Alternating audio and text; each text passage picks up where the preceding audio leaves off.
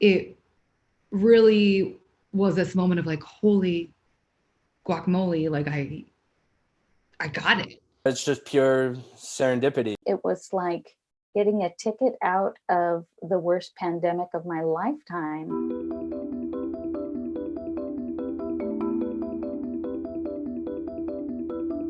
There is another teacher who lives in my building, and she came up to me and said, I'm so glad I ran into you. I've, been kind of looking for you.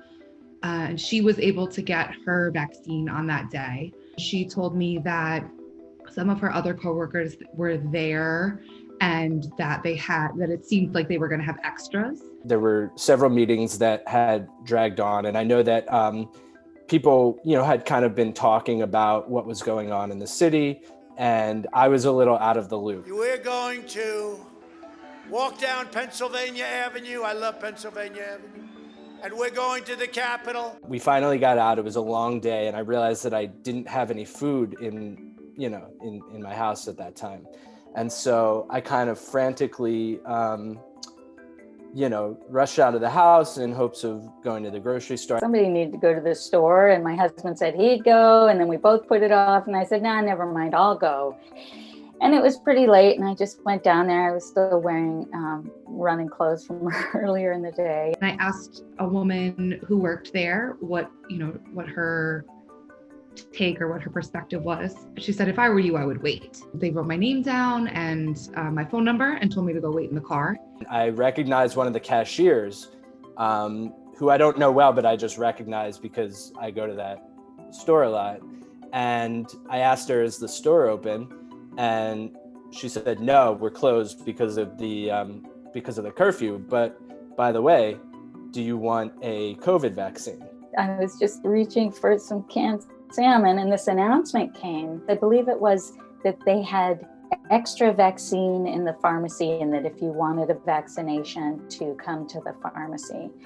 Well, I did, and I started to run, and then I kind of stopped myself, and I thought, now wait a minute, who am I trying to outrun here? I mean, this is sort of unseemly. They called me soon after that, and I went in and got my vaccination, and a nurse came out and she said that they had extra vaccines, so if we knew any other teachers in the area, that we should call them and let them know that they could come. And so I called people from my school and then teachers that I know from other schools in the area. I think almost 20 people were able to go up and get their vaccine that day. I took a second to kind of process what was going on. And she was kind of putting me on the spot because she kept saying there's only 2 left. They were going to throw it away, as the pharmacist confirmed. It was kind of a no-brainer at that point. I thought that there would be someone more deserving than myself, or maybe of a higher risk group. I looked down the line to see if anyone was older or, in any obvious risk group. And,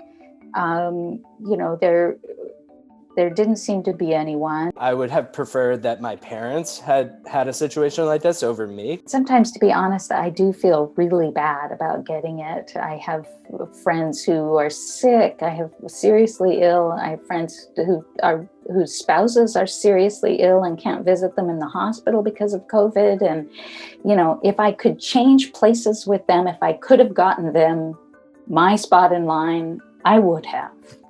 But I couldn't. I did feel a little bit better once I realized that they were going to triage people and it wasn't kind of a first come, first serve.